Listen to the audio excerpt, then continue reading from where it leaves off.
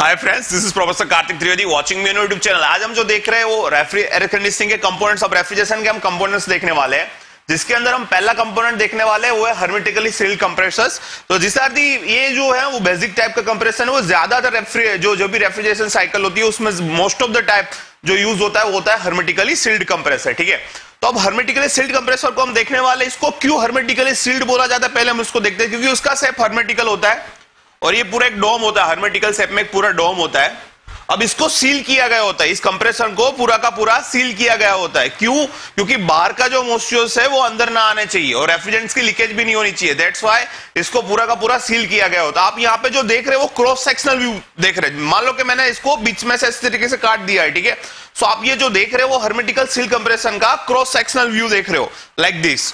अब इसको हम अच्छी तरीके से समझते हैं तो इसमें क्या होता है सबसे पहले समझते हैं। ये पूरा का पूरा आप जो स्ट्रक्चर देख रहे हो हर्मेटिकली शेप, इसको पूरा का पूरा सील्ड किया गया है ताकि बाहर का कोई मॉइस्चर अंदर नहीं आना चाहिए और अंदर का रेफ्रिजरेंट्स बाहर लीकेज नहीं होना चाहिए। Okay done. Now next thing, ये आप जो देख रहे हो वो मोटर है, दिस इज दी मोटर।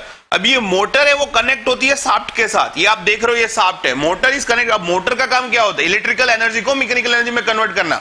तो मोटर की वजह से क्या रोटेट होगा? शाफ्ट रोटेट होगी। अब शाफ्ट है वो किसके साथ कनेक्टेड है? आप देख लीजिए क्रैंक, ये जो पूरी चीजें यहाँ पे क्रैंक दिखाई गई हुई है मैंने, तो shaft is connected to rack. अब मोटर की जो मोशन है किसको मिलेगी? शाफ्ट। शाफ्ट की मोशन है किसको मिलेगी? क्रैंक। और क्रैंक के साथ क्या कनेक्टेड है? Connecting road. ये कनेक्टिंग रोड उसके साथ कनेक्टेड है। सो अब क्रैंक अपनी मोशन कहां पे ट्रांसफर करेगा? Connecting road. और कनेक्टिंग रोड के साथ क्या कनेक्ट होता है? पिस्टन। तो ये जो आप देख रहे हो this is a piston, like so ये जो पिस्टन है जिस तरीके से रेसिप्रोकेट मोशन करेगा, ठीक है। यहां पे अगेन मोटर है, मोटर इलेक्ट्रिकल एनर्जी हुए, मोटर से मैकेनिकल आपको मैकेनिकल एनर्जी मिलेगी। सो मोटर से कनेक्टेड है शाफ्ट, सो मोटर से मोशन मिलेगी शाफ्ट, शाफ्ट से मोशन मिलेगी किसको? क्रैंक को। क्रैंक से मोशन किसको मिलेगी? Connecting road. इससे ये पिस्टन रेसिप्रोकेटिंग मोशन करेगा। समझ में आ रहा है पूरा इस तरीके का कनेक्शन? अभी आप जो देख रहे हो this is a suction line, ठीक है। इसको हम बोलते हैं सक्शन लाइन। से यहां से रेफ्रिजरेंट अंदर आएगा। कहां से आएगा?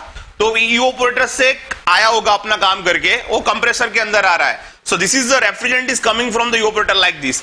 अब ये जो आपका रेफ्रिजरेंट है इस तरीके से होके पहले यहां पे अंदर आएगा, क्योंकि कंप्रेसर के अंदर आना है उसको, ठीक है। तो ये पूरा कंप्रेसर है लेकिन यहां पे आपको आ रहा है उसको, उसका कंप्रेशन करना है आपको सिलेंडर के अंदर। तो इस तरीके से अब ये जो आएगा तो ये मोटर के वाइंडिंग के ऊपर से आएगा। तो मैंने आपको पहले ही बता दिया था कि जब ये मोटर वाइंडिंग होती है वो गर्म होती है, ठीक है, कोयल, क्योंकि यहां पे उसको हम पावर दे रहे हैं। तो हमारा पर्पस क्या होता है कि जो रेफ्रिजरेंट आ रहा है वो इवोपोरेटर से हीट एब्जॉर्ब करके आ रहा है, ठीक है। अब वो हीट तो एब्जॉर्ब करके आ रहा है लेकिन वो लोअर टेम्परेचर पे उसका हीट एब्जॉर्ब किया है। वो गर्म तो पर वो उतना ज्यादा गर्म नहीं होगा, क्यों? क्योंकि उसने लो टेम्परेचर पे हीट एब्जॉर्ब किया होगा। तो उस रेफ्रिजरेंट की मदद से हम इस मोटर वाइंडिंग का भी कूलिंग कर सकते हैं, ठीक है। तो इसका यहाँ पे आप सोच रहे हो इसका इलेक्ट्रिक शॉर्ट सर्किट नहीं होगा, क्योंकि जो आपका रेफ्रिजरेंट है उसका डाइलेक्ट्रिक स्ट्रेंथ ज्यादा होता है। सो ये पहला पर्पस ये है कि क्योंकि ये मैं यहां से ऊपर से इसलिए ला रहा हूं क्योंकि मोटर वाइंडिंग का कूलिंग होना चाहिए। सेकंड, ये आप जो नीचे देख रहे हैं मैंने यहाँ पे ऑयल संप रखा हुआ है, यानी ऑयल रखा हुआ है यहाँ पे। तो कुछ रेफ्रिजरेंट है ऑयल की तरफ भी डाइवर्ट हो जाएगा, तो मैं यहाँ पे ऑयल का भी कूलिंग करता हूं। दो चीज, एक तो मोटर वाइंडिंग का कूलिंग होता है, सेकंड ऑयल का। अब आप सोचोगे ऑयल क्यों है? क्योंकि ऑयल रखना पड़ता है क्योंकि यहाँ पे आपके पास पिस्टन है, ठीक है। ये यहाँ पे पिस्टन रेसिप्रोकेटिंग मोशन कर रहा है, तो उसका लुब्रिकेशन करने के लिए आपको ऑयल रखना पड़ता है। That's why here are the oil sumps. Now अब ये रेफ्रिजरेंट है वो अंदर कंप्रेसर के अंदर आएगा एक कंप्रेशन होने के लिए। तो आप ये जो देख रहे हो यहाँ पे सिलेंडर है, यहाँ पे सक्शन वाल्व दिखाया गया हुआ है और ये जो है डिस्चार्ज वाल्व है, जिसे सक्शन वाल्व जिसे डिस्चार्ज वाल्व। अब होगा क्या कि पिस्टन जैसे अंदर की तरफ आएगा तो ये आपको यहाँ पे सिलेंडर की तरफ वैक्यूम क्रिएट होगा। तो क्या होगा? सक्शन वाल्व खुल जाएगा। जैसे ही सक्शन वाल्व खुल जाएगा तो रेफ्रिजरेंट अंदर आ जाएगा, ठीक है। अब जैसे रेफ्रिजरेंट अंदर आएगा, क्योंकि आपका पिस्टन अभी यहाँ पे हट चुका था, यहाँ पे आ गया, तो रेफ्रिजरेंट अंदर अब आगे जाएगा तो क्या होगा? कंप्रेशन होगा। अब रेफ्रिजरेंट का जैसे कंप्रेशन होगा तो अंदर का सिलेंडर का प्रेशर बढ़ जाएगा, तो क्या होगा? डिस्चार्ज वाल्व ओपन हो जाएगा, जिसकी वजह से जो कंप्रेस हुआ रेफ्रिजरेंट है वो डिस्चार्ज लाइन की तरफ से वो बाहर निकल जाएगा। कहां पे जाएगा? To condenser. तो इस तरीके से आपका पूरा का पूरा जो हर्मेटिकल सील्ड कंप्रेसर है वो काम करता है। आपको वीडियो पसंद है, इसको लाइक करें, शेयर करें, सब्सक्राइब करें। Have a nice day, bye bye.